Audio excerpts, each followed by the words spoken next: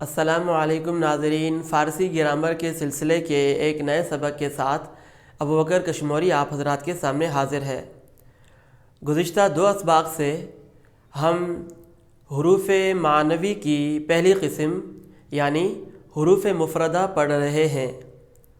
آج ہمارا تیسرا سبق ہے اور گزشتہ دو اسباق حروف مفردہ سے متعلق اگر آپ حضرات نے نہیں دیکھے تو ڈسکرپشن میں ان کی لنک موجود ہے، آپ اس پہ کلک کر کے وہ سبق دیکھ لیں تاکہ حروف معنوی کی پہلی قسم حروف مفردہ کا تسلسل برقرار رہے۔ تو آئیے اپنے آج کے سبق کا آغاز کرتے ہیں۔ حروف مفردہ، اگلا حرف ہے ہمارا کاف۔ کاف کبھی صرف کاف بھی استعمال ہوتا ہے اور کبھی کاف کے ساتھ ہے بھی استعمال ہوتا ہے اس کی زیر کو ظاہر کرنے کے لیے کہ۔ اچھا، کاف اسم کے آخر میں ہو تو تصغیر کے لیے آتا ہے، جیسے دختر، دخترک، چھوٹی بیٹی، ٹھیک ہے۔ اور تصغیر سے متعلق ایک الگ سبق بھی موجود ہے، وہ سبق اگر آپ حضرات نے نہیں دیکھا تو ڈسکرپشن میں لنک موجود ہے، آپ یہ سبق بھی دیکھ سکتے ہیں۔ تصغیر کی پوری تفصیل اس سبق میں موجود ہے۔ اور کہ کبھی وضاحت کے لیے آتا ہے، جیسے شنیدم، میں نے سنا، کیا سنا؟ کہ زاہد آمد، کہ زاہد آیا، یہ اردو میں بھی ہوتا ہے، میں نے سنا کہ زاہد آیا، ٹھیک ہے۔ اور کبھی استفہام کے لیے، کچھ پوچھنے کے لیے، کہ از دست قہرش امان یافتے، اس کے قہر سے کون امن پاتا۔ اچھا، کاف یہ کہ اگر یائے مجہول کے بعد آئے تو موصولہ ہوتا ہے، جیسے دزدے، وہ چور، دزد کا مطلب ہے چور، دزدے کے مندیدم، وہ چور جو میں نے دیکھا۔ اچھا، یہ کہ کبھی زائد ہوتا ہے، گہ چنی نماید و گہ ضدیں، کبھی ایسے نظر آتا ہے اور کبھی اس کے خلاف۔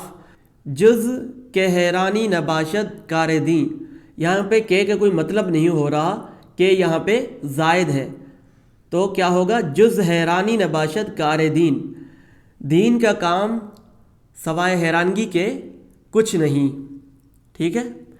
اچھا، نون کے معنی دیکھ لیں۔ کاف ہو گیا، ابھی نون۔ نون آتا ہے نفی کے لیے، جیسے نگوید، گوید سے نگوید، اور گفت سے نگفت۔ اچھا، نون کے ساتھ ہائے مختفی اور یا مجہول اور الف بھی لگاتے ہیں، یہ بھی نفی ہی کے معنی میں آتا ہے، نہ، نے، نہ، یہ بھی کہہ سکتے ہیں نہ گفت، ٹھیک ہے۔ اب واو دیکھ لیں، واو کے معنی۔ سب سے پہلے واو کی اقسام دیکھ لیں۔ واو کی 4 قسمیں ہیں۔ واو معروف، وہ واو جس سے پہلے ضمہ ہو اور خوب ظاہر کر کے پڑھا جائے، وہ واو، جیسے نور اور سرور۔ واو مجہول، وہ واو جس سے پہلے ضمہ ہو اور وہ ظاہر کر کے نہ پڑھی جائے، جیسے گور، شور وغیرہ۔ واو معدولہ، وہ واو جو لکھی تو جاتی ہے لیکن پڑھی نہیں جاتی، جیسے خواب، ٹھیک ہے، یہ واو نہیں پڑھیں گے، خواب نہیں پڑھیں گے، یہ ہے خواب۔ اسی طرح خود، ٹھیک ہے۔ واو لین، وہ واو جس سے پہلے زبر ہو اور وہ خوب نرمی کے ساتھ پڑھی جائے، ٹھیک ہے، جیسے ذوق، شوق۔ اس کو ذوق نہیں پڑھیں گے، ذوق شوق نہیں پڑھیں گے، ورنہ پھر یہ واو مجہول ہو جائے گا۔ یہ ہے واو لین، ذوق شوق، ٹھیک ہے۔ اچھا، اب اس کے چند معنی دیکھ لیں۔ حرف واو کبھی عطف کے لیے آتا ہے۔ عطف کا مطلب، عطف وہ حرف ہوتا ہے جو 2 کلموں یا 2 جملوں کو آپس میں ملائے، جیسے گفتہ و ناگفتہ۔ گفتہ کہا ہوا اور نہ کہا ہوا برابر شد، برابر ہو گئے، ٹھیک ہے، تو یہ واو عاطفہ ہو گیا عطف کے لیے۔ اور واو کبھی حالیہ ہوتا ہے، ٹھیک ہے، جیسے تو مخلوق و آدم علیہ السلام ہنوز آب و گل، آپ پیدا ہو چکے تھے۔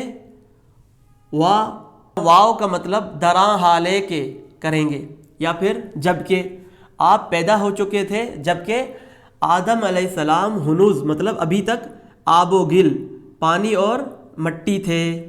ٹھیک ہے، تو یہ جو ہے یہاں پہ یہ واو حالیہ ہے.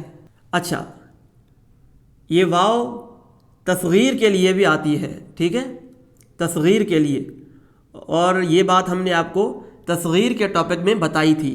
جیسے پسرو پیارا بچہ، دخترو چھوٹی اور پیاری بچی. اب یہ پسر کے آخر میں یہ واو اور یہ دختر کے آخر میں یہ واو. اچھا، کبھی تفسیر کے لیے بھی آتا ہے، جیسے عدل و انصاف، ضعف و ناتوانی. تفسیر کا مطلب ہوتا ہے کہ اگلے لفظ کی وضاحت کے لیے، یعنی دونوں کا مطلب ایک ہی ہوگا. جیسے عدل اور انصاف دونوں کا مطلب ایک ہے. ضعف کا مطلب بھی کمزوری اور ناتوانی کا مطلب بھی کمزوری. تو یہ تھا ہمارا آج کا بہت ہی آسان سبق. امید ہے کہ آپ حضرات کو سمجھ میں بھی آ گیا ہوگا اور پسند بھی آیا ہوگا. لیکن اگر پھر بھی کچھ سمجھ میں نہ آئے تو آپ کمنٹ سیکشن میں ہم سے پوچھ بھی سکتے ہیں، کوئی پریشانی والی بات نہیں ہے. اگلی نشست میں ہم انشاءاللہ اگلے حروف معنوی مفردہ آپ حضرات کو بتائیں گے. آپ ہمارے اس چینل کو سبسکرائب کریں تاکہ ہمارا ہر نیا سبق بر وقت آپ تک پہنچ سکے. اپنا خیال رکھیے گا. السلام علیکم ورحمۃ اللہ وبرکاتہ.